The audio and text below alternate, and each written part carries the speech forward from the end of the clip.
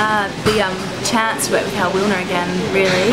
I think he's a musical maverick who is absolutely on track to produce once-in-a-lifetime events.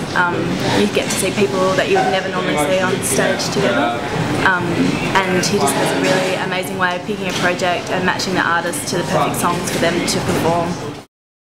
So we've managed to pull together a guest list of 16 amazing people, from the really well known Tim Robbins and Marianne Faithfull, to the much loved but slightly obscure Todd Rundgren, to the amazing Peter Garrett, to a whole lot of amazing Australian talent as well, including Liam Finn and Katie Steele and Sarah Blasco and Glenn Richards. So the way it works is that each artist will generally be given 2 songs to sing, and one of those songs might be also in a duet, and then they might also perform as part of the chorus on other people's songs. There's a really amazing house band as well, so they're pretty much the UK's finest session musicians and live musicians. There's people like Roger Eno, Brian Eno's brother on keyboards, Leo Abrahams, who's one of the UK's most amazing guitarists, David Coulter, who's played with people like the Pogues, and there's a 7-piece band, so they're all completely amazing musicians with a really wide range of instrumentation, so they act as the house band for the whole concert. We've actually just decided to move the start time of the show forward half an hour because we've got such a great cast and we don't want to cut anyone, so we've going to make it 2.5 hours. It was originally advertised as 2 hours, but it's actually going to be 2.5. We'll now open at 6:30 instead of 7 o'clock, and I would just advise you to get there early because it's general admission, so there's no reserved seating.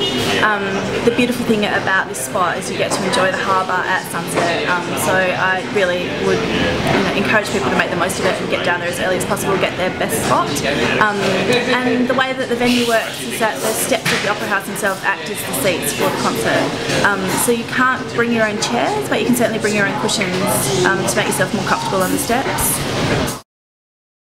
Well, the way the venue works is that it actually forms almost an actual amphitheatre, because there's the rake of the seating, so you'll be able to either stand up the front if you want to get close to the action and see the musicians and the vocalists up close, or recline back on the stairs and you'll be able to see over the top of the audience. And you can bring cushions or blankets to make yourself as comfortable as you need to be on the stairs. But no seating. But you can't actually bring hard chairs, they won't be allowed into the venue. There are 2 big screens each side of the stage, which means that there will be close-ups on each of the vocalists and the bands as they're performing. So if you are to the back of the venue, you still have really great, close-up footage of what's going on stage, and we'll be recording it for archival purposes.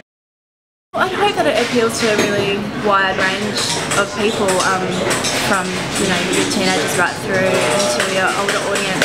I think the thing about these songs is that you might think that you don't know a sea shanty, but I think you'll be really surprised at how many songs are familiar.